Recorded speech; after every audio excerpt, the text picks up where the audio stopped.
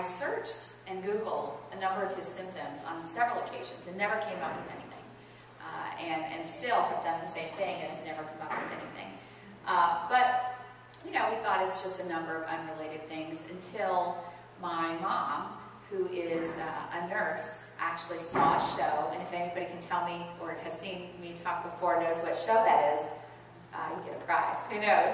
Mystery Diagnosis. Mystery Diagnosis. You want to throw her that shirt that's in my purse? So my mom saw a Mystery Diagnosis episode about a boy with Hunter syndrome.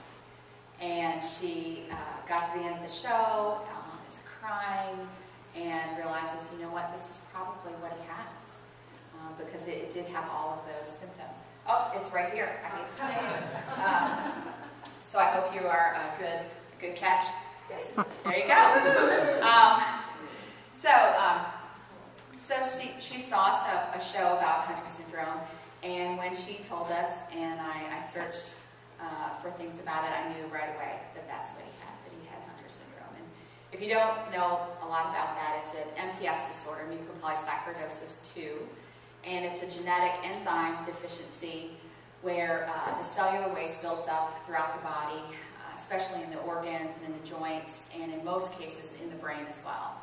And so a child who seems like a normal, playing child, progressively over time loses physical function, mental function, and the normal lifespan is about 12 to 15 years. So obviously, when he was about 2 years old, still running around and playing, this was a shock, and chaos reigned in our life. We thought we had a very full life already. We had 3 very active boys who were 2, 3, and 4, and I was still working at the time. And so all of a sudden then we have tests and procedures and surgeries and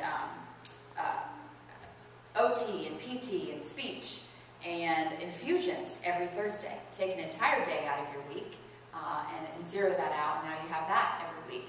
So, and then searching for, well, what are we going to do now? So that was pretty busy. So you would think in all that there would not be any time for socialization, social media, but actually it's the opposite. It's just the purpose of social media had changed, and it actually became more important at that time. So, and another thing really to note too that I like to tell people is that when someone is diagnosed with a rare disease, especially a child, and especially a terminal rare disease, it's not just an individual diagnosis, it's their entire family. It's their entire extended family in other states, other countries. It's a school diagnosis, it's a community, a church. So it really has a ripple effect across an entire community when one person is diagnosed with a rare disease.